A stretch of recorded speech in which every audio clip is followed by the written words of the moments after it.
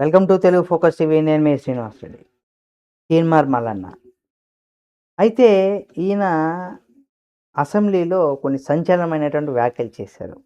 ఎందుకు చేశారు? ఆ వ్యాఖ్యల వెనక అంతరం ఏంటనేది కూడా ఈ వీడియోలో మనం తెలుసుకుందామంటే మీ వీడియోని పూర్తిగా చూడండి, మీకు అర్థమయ్యేలా తెలియజేస్తాను. బీసీల అభివృద్ధి కోసం రాష్ట్ర ప్రభుత్వం నిధులు ఖర్చు చేయడం లేదని కూడా తీన్మార్ మల్లన్న అంటే ఎమ్మెల్సీ తీన్మార్ మల్లన్న ఇక్కడ విమర్శలు చేస్తున్నారు. బీసీల సంక్షేమాన్ని పట్టించుకోవడం లేదని 11,500 కోట్ల రూపాయలు బీసీల కోసం బడ్జెట్‌లో కేటాయించినా ఇంకా 9,000 కోట్లు ఖర్చు చేయలేదని కూడా ప్రశ్నించారు. ఇంకా 3 ఏళ్ల పాటు ఉంది. మరి ఆయన వ్యాఖ్యలు ఏ విధంగా ఉన్నాయని మీరు అర్థం చేసుకోవచ్చు. మరో 2 నెలల్లో కొత్త బడ్జెట్ అమల్లోకి రాబోతుంది. మరి ఈ 2 నెలల సమయంలో ఈ 9,000 కోట్లు ఎలా ఖర్చు చేస్తారని కూడా నిలదీశారు. అయితే రాష్ట్ర ప్రభుత్వం బీసీ స్టడీ సర్కిల్ కోసం 50 కోట్లు కేటాయిస్తే అందులో ఖర్చు చేసింది మాత్రం 4 లక్షలు మాత్రమే.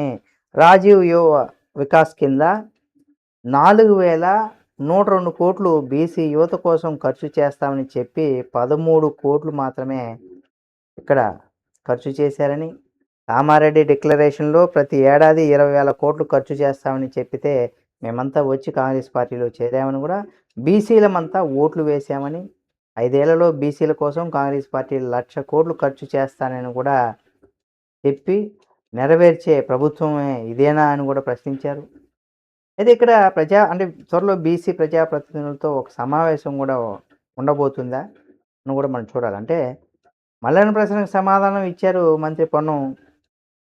బడుగు బలహీన వర్గాల అభివృద్ధికి తమ ప్రభుత్వం కట్టుబడి ఉంటుందని, ముఖ్యంగా బీసీలకు చేసినటువంటి ఖర్చు వివరాల విషయంలో ఇంకా కసరత్తు జరుగుతుందని, త్వరలోనే బడుగు బలహీన వర్గాల ప్రజాప్రతినిధులతో ప్రభుత్వం కూడా సమావేశం జరగబోతుందని, అయితే బీసీలకు అన్యాయం చేయబోమని కూడా చెప్పుకొచ్చారు. విద్యకు రాష్ట్ర ప్రభుత్వం అధిక ప్రాధాన్యత ఇస్తుందని, సామాజిక న్యాయం కోసమే ముఖ్యంగా ప్రాధాన్యంగా తీసుకుని వెళ్తున్నామని కూడా చెప్పుకొచ్చారు. మరి ఈ వ్యాఖ్యలు ఇప్పుడు ఈయన కూడా ఒక రకంగా చెప్పాలంటే అధికార పార్టీ, ప్రతిపక్ష పార్టీలాగా ఉన్నారని కూడా చెప్పుకోవచ్చు. మరి మల్లన్న అడిగినటువంటి విషయాలకు సంబంధించి మీరేమనుకుంటున్నారో కామెంట్ రూపంలో తెలియజేయండి. మరిన్ని వీడియోల కోసం మన Telugu focus TV channel subscribe చేసుకొని పక్కనే ఉన్న బెల్ బటన్ ఒకటి మాత్రం మర్చిపోకండి.